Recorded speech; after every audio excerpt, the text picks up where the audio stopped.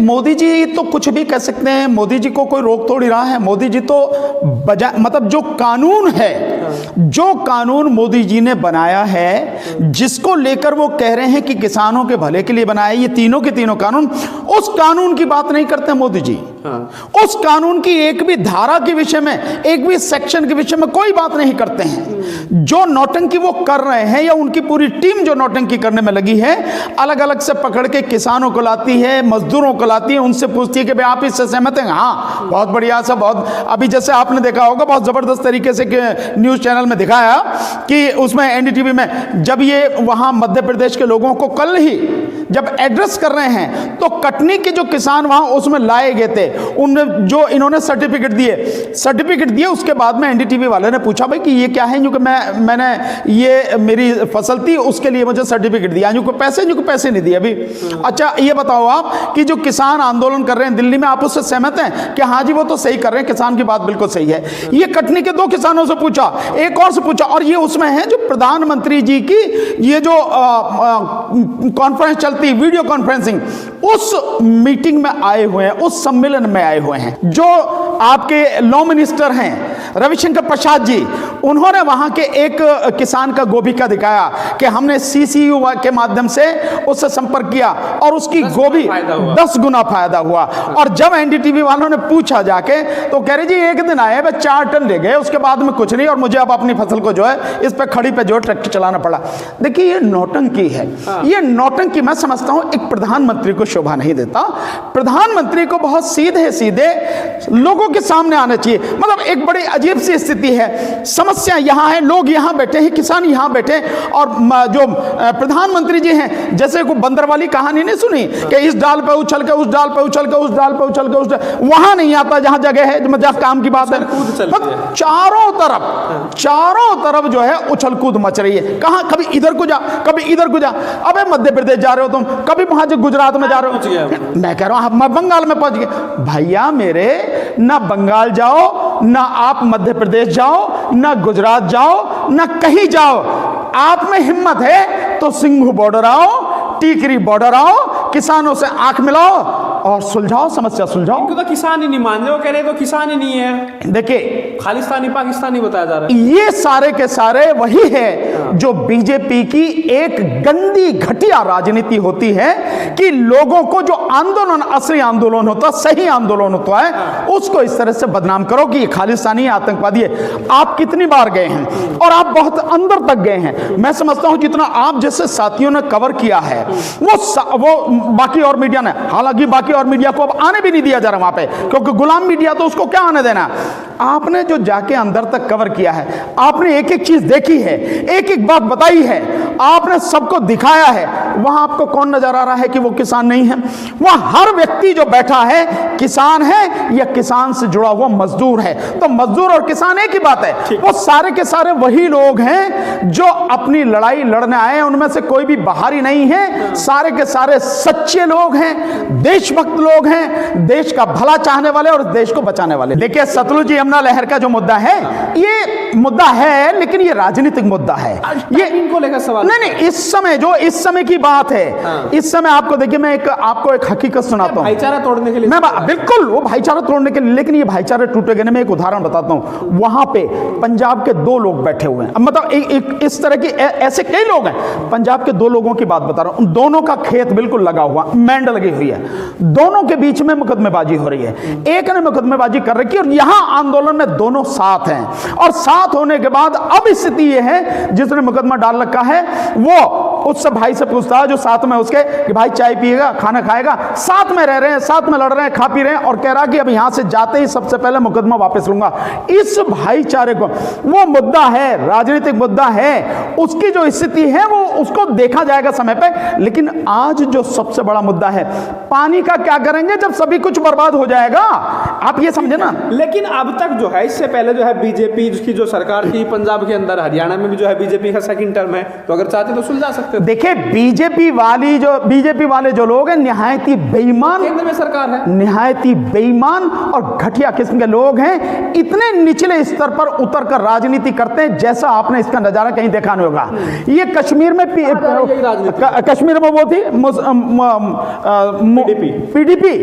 PDP के साथ में, पीडीपी को पहले आतंकवादी पार्टी कहते थे, आतंकवादियों के संगठन वाली कहते थे, साथ वाली कहते थे, उसके साथ मिलकर इन्होंने सरकार बनाई है नहीं। ये अगर ये चाणक्य, मैंने हिस्ट्री पढ़ी है, मैं जानता हूं चाणक्य की क्या नीति है। ये चाणक्य नीति नहीं है। कम से कम इसे मैं कह सकता हूं कि जिनको तुम आतंकवादी कह रहे हो उनके साथ में तुम हाथ मिला रहे हो, उनके साथ मिलकर सरकार चला रहे हो, और दूसरा कोई करता उसे आतंकवादी बता रहे हो। ये चाणक्य नीति नहीं है। देखिए आपको ध्यान होगा मैंने एक स्टेटमेंट दिया था जिस समय ये सरकार वहां पे जो है ना बनाई इन्होंने रात में उसमें महाराष्ट्र में, और अगले दिन फिर जब वो जो है शरद पवार जी की पार्टी अलग हो गई और सारे के सारे वहां गए और सब हुआ, रात के अंधेरे में बनाई थी। तब मैंने कहा कि बीजेपी को सत्ता की भूख नहीं हवस है, हवस, और सत्ता की हवस इनकी इतनी भयानक है कि उसके लिए ये कुछ भी कर सकते हैं। कोई नैतिकता नहीं है, कोई मापदंड नहीं है, सत्ता कैसे हाथ में आई है।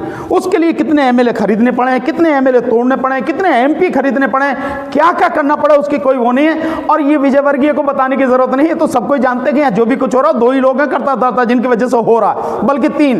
एक तो जो है आपके जो आरएसएस के चीफ हैं मोहन भागवत, वो जो आपको चलाते हैं, बाकी सब आप सारे कठपुतले संगठन, गैर राजनीतिक नहीं है, उससे बड़ा राजनीतिक संगठन ही कोई नहीं है, वही सब कुछ करते हैं। और दूसरा मोदी जी, और तीसरे जो है श्रीमान जो अमित शाह जिन्हें चाणक्य कहा जाता है, यही है सब कुछ करने वाले। बाकी तो सारे के सारे प्यादे हैं। किस प्यादे को कहां फेंकना है, कहां रखना है, किससे क्या काम कराना है, कैसे उठक बैठक करानी है, सब, और विजयवर्गीय वगैरह ये सारे के सारे उसी उसके प्यादे हैं और कुछ नहीं है। बीजेपी के नेता विरोध में उतर आए हैं। वीरेंद्र सिंह जो हरियाणा से जो है मोदी सरकार में पहले मंत्री भी रहे, वो भी अब किसानों के समर्थन में आ रहे हैं। क्या बीजेपी के लोगों को समझ में नहीं आ रहा है कानून? अरुण जी देखिए समझ में आ रहा है, लेकिन है क्या कि जो अंधभक्त हो जाएं, जिनके दिमाग पर पूरी तरह से, जिनकी आंखों पर पट्टी पड़ जाए, अंधभक्त जो हो गया उसे और कुछ दिखाई नहीं देता। वो जैसे कहते हैं ना कि सावन के अंधे को हरा ही हरा नजर आता है, तो जो मोदी जी के अंधे हैं उनको बस मोदी जी नजर आते हैं और कोई दूसरा नजर नहीं आता। समझ में जो समझदार लोग हैं उनको समझ में आ रहा है कि ये जो हो रहा है ये गलत हो रहा है और इससे देश बर्बाद होगा, लेकिन इतनी हिम्मत नहीं है। धन्यवाद उनका वीरेंद्र जी का, उन्होंने इतनी हिम्मत दिखाई कि बाहर आगे मैदान में जो भी व्यक्ति, एक सबसे बड़ी मुसीबत यह है कि जितने भी लोग हैं, अधिकतर लोग उन्होंने कानून पढ़ा नहीं है। ये जो एक्ट बनाए गए हैं, तीनों जो एक्ट, जैसे इसेंशियल कमोडिटीज एक्ट में जो संशोधन किया गया वो किसी ने नहीं पढ़ा। उसका असर क्या होगा? जब पढ़ाई नहीं है तो पता कैसे लगेगी? जो व्हाट्सएप में आ गया बता दिया गया उसी तरह से हो रहा है। ठीक इसी तरह से जो कॉन्ट्रैक्ट फार्मिंग वाला एक्ट है और दूसरा जो मंडियों से संबंधित जो निजी मंडियां स्थापित करने वाला एक्ट, ये एक्ट पढ़े ही नहीं है। अगर ये पढ़ लिए जाएं तो मैं कह रहा हूं केवल एक सेक्शन जो एग्रीमेंट वाला जो एक्ट है आपका, फार्मर्स एग्रीमेंट जो एक्ट है, आप केवल उसका एक सेक्शन पढ़ लीजिए, आपको दूसरे की जरूरत नहीं है। और वो सेक्शन है, मोदी जी तो अनपढ़ आदमी है, मोदी जी ने पढ़ा ही नहीं होगा, मोदी जी क्या पता है, मोदी जी को जैसा बता दिया जिनको ऐसे है ऐसे बोलते रहो, ऐसा ही है वो। उसका सेक्शन 3 यानी धारा 3, उस एक्ट की धारा 3 पढ़ लीजिए। उसको पढ़ने के बाद पता लग जाएगी, और समझ लीजिए उसको पढ़ने के बाद आपको पता लग जाएगी, जैसी समझ में आएगा, इससे न केवल किसान बर्बाद, इससे मजदूर बर्बाद, और जो छोटा व्यापारी है वो पूरी तरह से तबाह और बर्बाद हो जाएगा, और देश पूरी तरह से गुलामी की तरफ बढ़ जाएगा, 2 लोगों के हाथ में चला जाएगा। दोनों ही इस देश को गुलाम बना चाहते हैं और मोदी जी उस गुलामी के लिए लगातार उनके लिए काम कर रहे हैं। असीमित भंडारण की जो बात कही जा रही है उसको लेकर कुछ लोग ये कह रहे हैं कि जब प्राइवेट फार्मिंग होगी, जब कॉन्ट्रैक्ट फार्मिंग होगी, लोग जो है गांव की जो जमीन है उस पर आकर कॉन्ट्रैक्ट करेंगे, तो जब पूरे गांव की वहाँ पर कॉन्ट्रैक्ट फार्मिंग होगी, वहाँ पर फूड प्रोसेसिंग के लिए यूनिट लगेगी, तो वहाँ पर जो है उनको स्टोर करने के लिए बनाना तो पड़ेगा ना प्लांट। मोदी जी बता रहे हैं ना ये बात। मोदी जी का पिछले 7 साल का कार्यकाल देखो आप। पहले जो व्यक्ति कह रहा है ना, उस व्यक्ति की पीछे का जो काम किया हुआ उसे देखो। पीछे के काम में एक काम ऐसा नहीं है, मैं चैलेंज करता हूं मोदी जी को, एक काम ऐसा नहीं है जो उन्होंने कहा हो और जो किया हो, अनुच्छेद 370 को छोड़ दो और मंदिर को छोड़ दो। ये आपने नौटंकी करके जैसे करवा लिया वो अलग बात है, आपने तानाशाही से। अन्यथा इसीलिए लोग पेट में अन्यथा नहीं, अरे आप मंदिर, मैं कह रहा हूं और बनाओ, इससे कोई फर्क नहीं पड़ता, किसी को इससे मंदिर से कोई लेना देना नहीं है, किसी को कोई फर्क नहीं पड़ता, हर कोई जानता है इन सारी आपकी राजनीति क्या है। लेकिन आप ये बताइए, क्या मोदी जी को थोड़ी बहुत शर्म तो आती होगी मोदी जी को, या उनके लोग जो है कभी आईना दिखाने की कोशिश करते हैं कि प्रभु आपने जो 2 करोड़ नौकरियां प्रतिवर्ष देने की बात करी थी, उसे कम से कम आपने कभी जो आपने देखा है या नहीं देखा, या आपने कभी उस पर ध्यान दिया है, या आप देखें कभी, श्रीमान जी आप देखें जैसा आप कर रहे हैं कि आपने जो महिलाओं की सुरक्षा की बात कही थी, करिए आपने महिलाओं की सुरक्षा की बात। आप प्रभु जरा देखें आपने कितने बनाए हैं प्रभु, आपने देखा ना 100 स्मार्ट सिटी बनाने की बात हुई, कितने बना लिए? एक भी नहीं बना प्रभु जब से आप आए हैं। मतलब ये आपकी स्थिति है। इस देश का बेड़ा गर्क करने में मोदी जी ने कोई कसर छोड़ी नहीं है।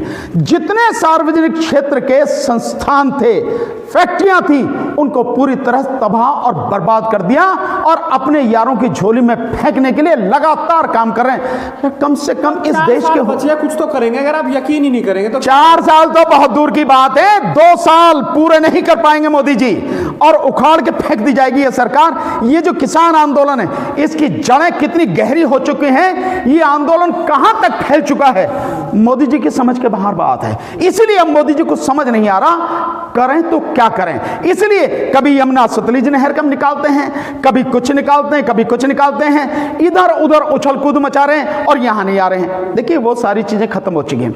मोदी जी ने क्या किया है मैं नहीं, देश का हर व्यक्ति जानता है। मोदी जी ने अपने किए एक वादे को पूरा नहीं किया।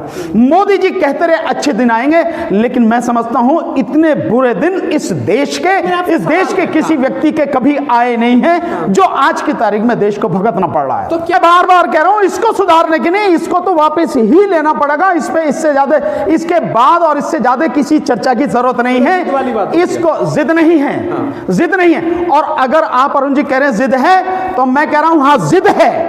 इसलिए जिद है कि हम किसी तानाशाह के हाथों इस देश को बर्बाद नहीं होने देंगे। अगर उसकी समझ में नहीं आ रहा, उसने 2 उद्योगपतियों की चौखट की गुलामी करना अगर स्वीकार कर लिया है तो करें, वो करें गुलामी, लेकिन हम किसी हालत में देश को गुलामी में फंसाने नहीं देंगे, किसी हालत में देश को बर्बाद नहीं होने देंगे और किसी हालत में देश की जनता का हक मारने नहीं देंगे, चाहे जो हो जाए। अगर ये जिद है तो जिद ही सही। यही मैं तो कह रहा हूं, हम ऐसा कुछ नहीं करने वाले। अबे हमें जानते हैं तुम क्या कर रहे हो, लेकिन तुम्हारी चीख निकलनी शुरू हो गई है। नहीं, गरीब बेचारा क्या भड़केगा, उसे तो उसकी तो रोटी, उसके मुंह का निवाला छीन रहे हो, वो क्या भड़केगा बेचारा।